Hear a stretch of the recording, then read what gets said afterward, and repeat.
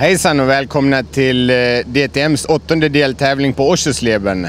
Den här helgen tänkte jag skulle prata med lite konkurrenter, för det är egentligen det handlar om när vi är och tävlar. Det är att köra från de andra killarna på banan. Jag fick några snabba frågor med Paffett och lyssna vad han sa. Welcome Gary to the Audi part of the pits. How are you today? Good, thank you. And you? What's the best thing and the worst thing about having DTM as a race driver as a job? I think just being a race driver, being paid to race cars is the best thing about this job. You know, we do probably the best job in the world, doing something that we love doing. We've loved doing for a long time, and to be paid to do it is excellent. The worst thing about the job is probably being away from home so much, especially when you get a family and stuff. It's difficult to be away from home so much. So I think that's probably the worst thing, yeah. Even when they were screaming at night and all this, so are you a little bit trying to polish it a bit?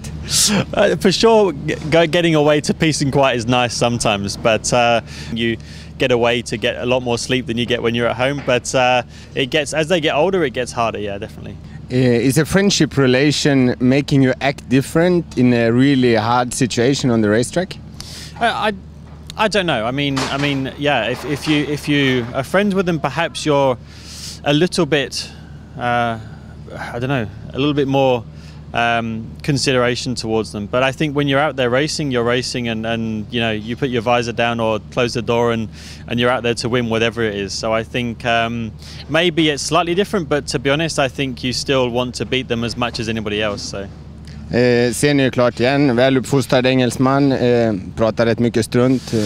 Även om man säger att vi är kompisar, han kör på mig när det behövs och jag kör på han med. Who do you think you will still hang out with when you're 60 years old from this garage this year?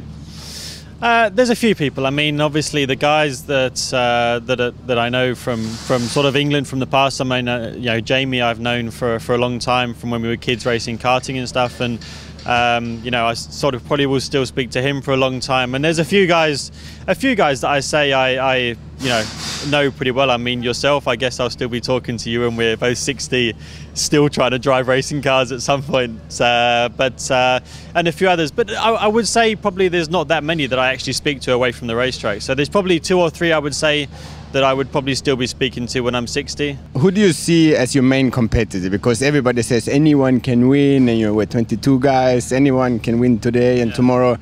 You know, it's all bull. The second word I cannot say, but who do you really see as a championship contender when you start every year? How many do you see as your hardest competition or the hardest competitor? I think it's difficult to judge. I mean, to a point, it is right, anybody can win, because I think that's right. But I think for over a season, there's a limited amount of drivers that you would think are a real threat, you know. And each year you look at the manufacturers and see who you think you need to watch out for. I mean, over the years I've been here, obviously you're one that we always have to watch out for and is going to be able to put it together. You know, Mike, maybe not in the past, but certainly this year has been very strong.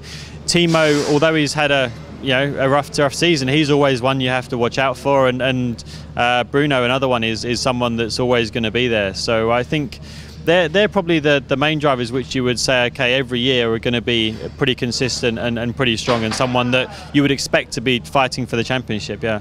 I mean, if you look on the championship, especially the last 3 years, yourself, this year's Tomczyk, it have been me sometime. How do you explain the huge downs drivers can have? What is really the reason for that? Because a lot of fans want to know, how can it be that a guy who is champion one year, the next year is not?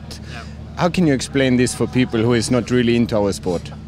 I mean, sometimes it's difficult to explain, but this year for me especially, it's quite easy. I just have had lots of incidents, like penalties or incidents on track or things like that, bad decisions. So I think from my perspective, this year it's not a surprise where we are with what's happened. But for me, you know, in 2011 season, I had a pretty poor year. You know, I finished pretty far down, and it's really hard to explain, even for the driver, why that happened. I think we've all had years like that.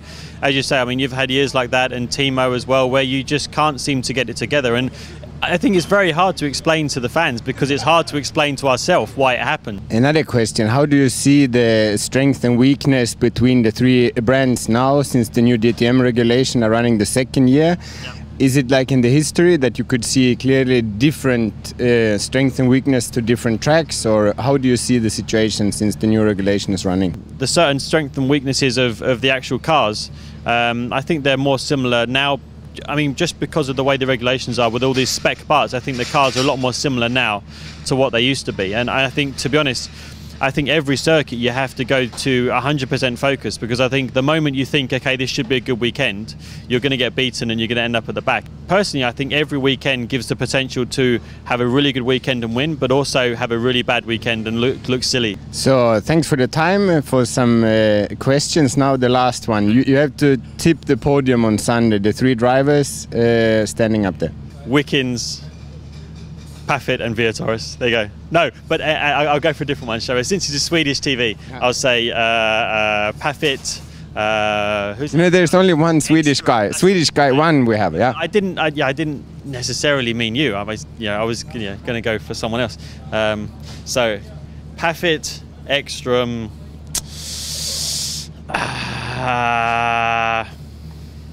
Wickens. Som ni förstår så är det lite känsligt med hårda konkurrenter på banan. Där har vi en av de värsta, Bruno Spengler.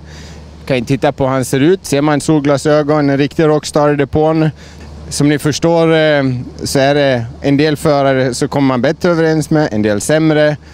Som vanligt är det TV10 som gäller. 13:30 på söndag så kör vi. Jakten mot nya segrar och pallplaceringar är det full gång. Vi ses då.